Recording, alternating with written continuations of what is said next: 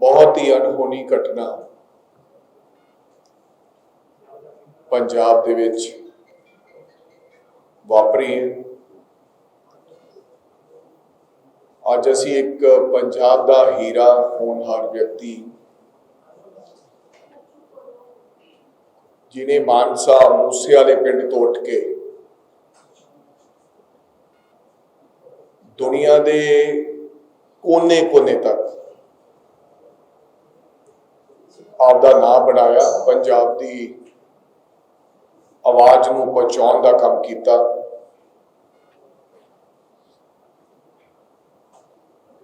जिन्हों अमेरिका च जिहड़े रैपर है ड्रेक वर्गे फॉलो करते सन,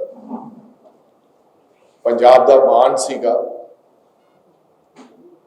साडे पंजाब दे साडी पेशाब दी शान सी। अज वो साडे विचों विछड़ गया। सानू इस गल का बेहद अफसोस है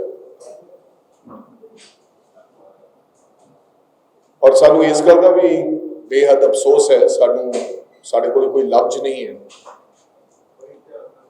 कि असी उस प्यारे सिद्धू मूसेवाले दे माँ बाप नूं या उन्होंने चाहण वालियां नूं की जवाब देवांगे कि असी सिद्धू मूसेवाले नूं बचा नहीं सके। की ऐसी गल होगी कि उन्होंने दुनिया चों जाना पिया।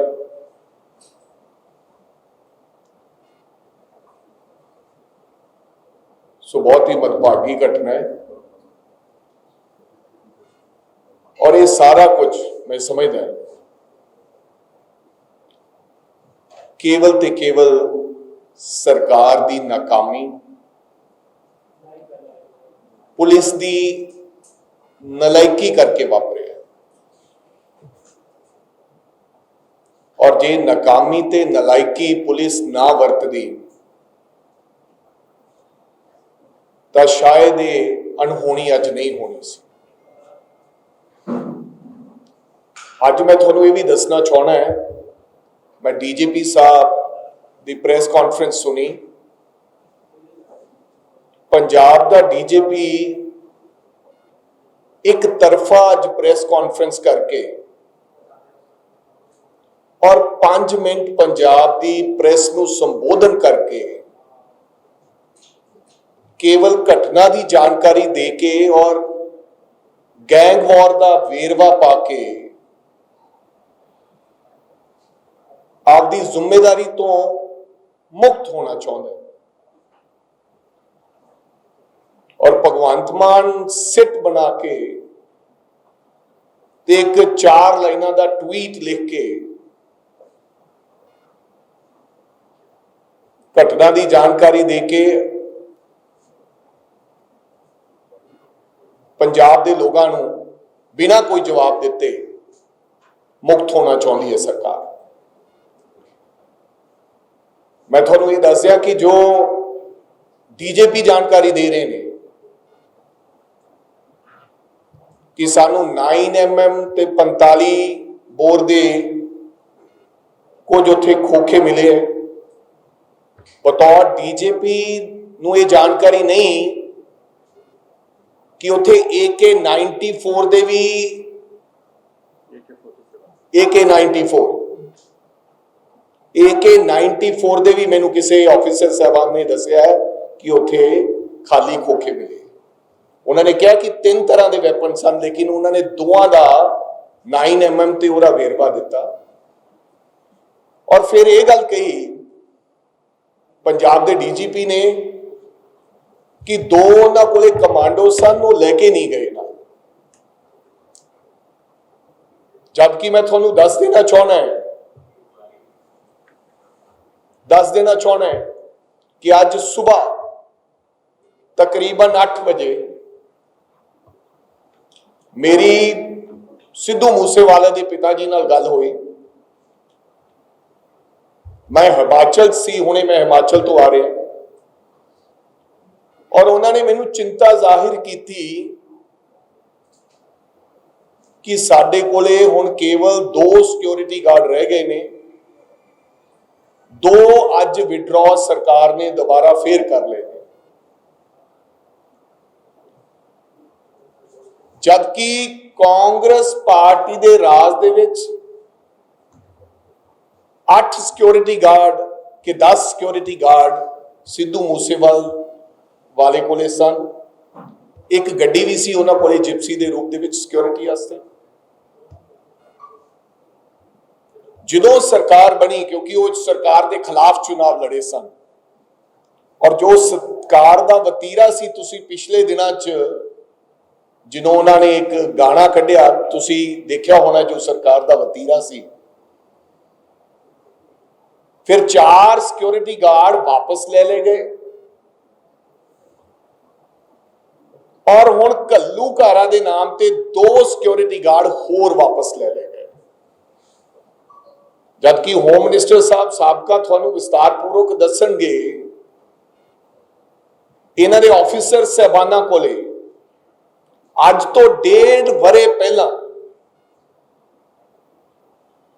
रॉ ते इंटैलीजेंसी दी रिपोर्ट के मुताबक, इंटैलीजेंसी रिपोर्ट ना कि CID रिपोर्ट ते रॉ रिपोर्ट, ये एविडेंस डॉक्यूमेंट्स हैगे ने।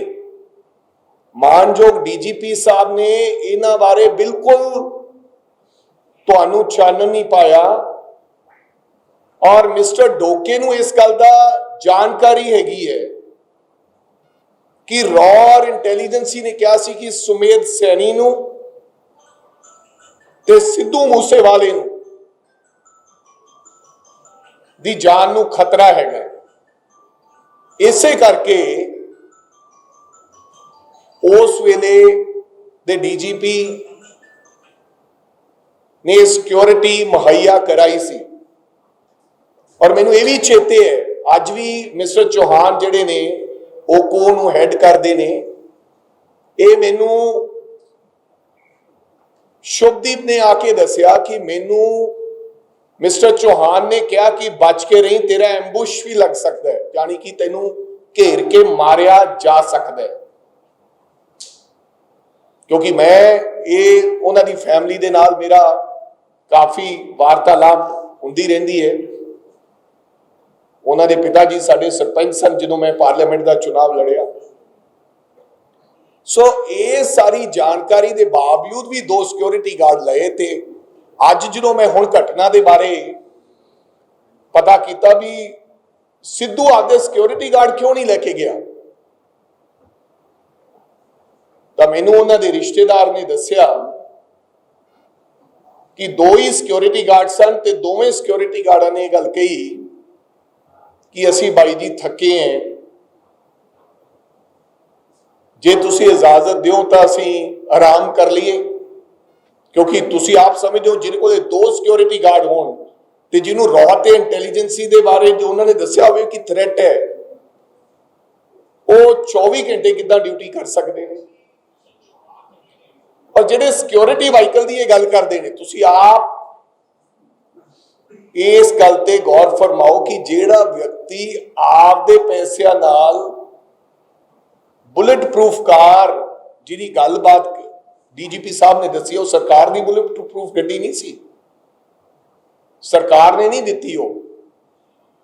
वो सिद्धू मूसेवाले ने आपदे रिसोर्सिस दे नाल आपदी जान नू बचाउण वास्ते कि मैं जिउंदा रहां, वो आपदी गड्डी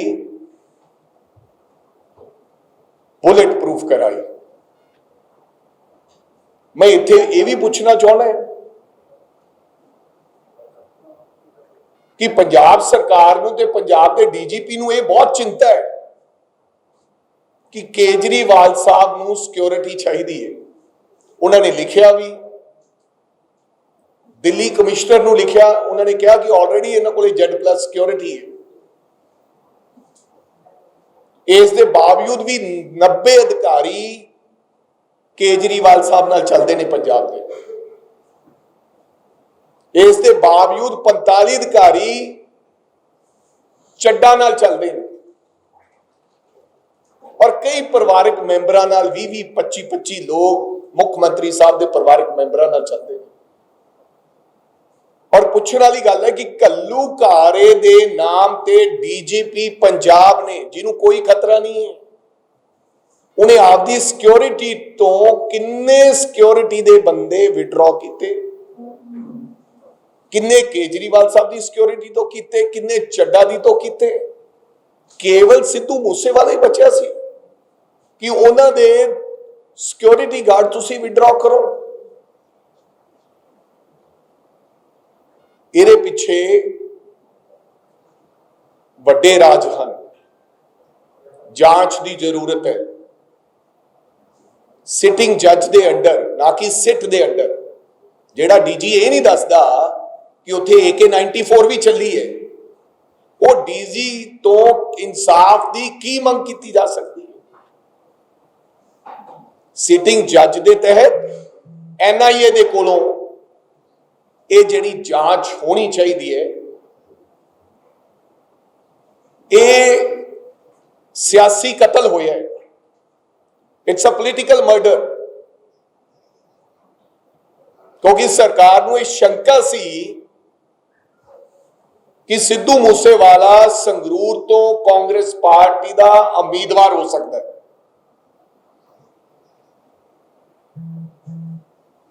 हुणे हुणे एक दिल्ली दे किसी MLA ने, आम आदमी पार्टी दे ने ट्वीट किया है, कहना हो सकता है कि सिद्धू मूसेवाले नूं उहदे साथियां ने ही मारिया होवे, ते डीजीपी साहब कह रहे कि नहीं ये गैंग वॉर का हिस्सा बन गए। और डीजीपी साहब जो तुसी ये सिक्योरिटी थ्रेट जिन्हों है, ये थोड़ा फर्ज बनता है थोड़े ऑफिसरां दा दसन दा कि फलां बंदे नूं तैनूं भाई सिक्योरिटी थ्रेट है। जो तुसी एक बंदे तो 8 तो 4 करते, 4 तो 2 ले ले, तो हो सकता है सिद्धू मूसेवाला ये समझते हो कि मैनू थ्रेट परसेप्शन एक खत्म हो गया, हुण मैनू थ्रेट नहीं रहा।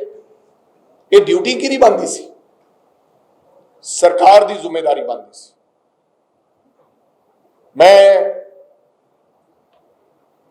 मैं समझदा कि सरकार नूं स्टेप डाउन होना चाहिए। और पंजाब के अंदर जो हालात हैं, पिछले 2 महीनों 40 लोगों दियां मौतां हो चुकी हैं दिन दिहाड़े। और संदीप संधू जी मेरे नाल गल कर रहे सी, ये कहंदे कि अतवाद के समय इन्ना डर नहीं लग्या, हुण सानू आपदियां जानां महफूज लगदियां ही नहीं, सानू डर लगन लग पे। अगर इहो जे पॉपुलर लोग जिन्होंने दिन दिहाड़े चौंक दे विच कोई मार देगा, तो फिर आम जनता का की होएगा? ये जिहड़ी फोकी शौहरत सरकार बना रही है, अखबारां ते चैनलों च दस रही है कि मैं फलाने की सिक्योरिटी विड्रॉ कर ली, फलां कांग्रेसी दी कर ली। अजीरा साहब तो एक गनमैन कल वापस ले लिया कि इन्हों गनमैन की लोड़ नहीं है, 2 गनमैन सीगे। ये जानबूझ के टारगेट किया जा रहा है कांग्रेस के लोगों को, उन्होंने लोगों को जिन्होंने अतवाद के समय संताप हो गया। सो मैं समझदा है फिर सिक्योरिटी लैके अखबारां च वाह करानी गल, मीडिया नूं दसना, ये अपने आप सुचेत करना है कि भाई हुण इहदे कोल सिक्योरिटी नहीं रही, जो तुसीं वारदात करनी चाहुंदे हो कर सकते। ना केवल गवर्नर ही राज लगना चाहिए, सरकार को स्टेप डाउन होना चाहिए। डीजीपी पंजाब ते भी मैं समझदा है कि मुकदमा दर्ज होना चाहिए। 120(b) के तहत किते ना किते इन्हां दी जिम्मेदारी बनती सी, नलायकी है, यह तय करना चाहिए और कार्रवाई करनी चाहिए। और वो डीजीपी जिन को टाइम नहीं थोड़े सवालों का जवाब देने वास्ते, पंजाब दे विच इन्नी वड्डी घटना वापरी होवे, इहो जे डीजीपी नूं तुरंत बर्खास्त कर देना चाहिए, ये मेरी मांग है।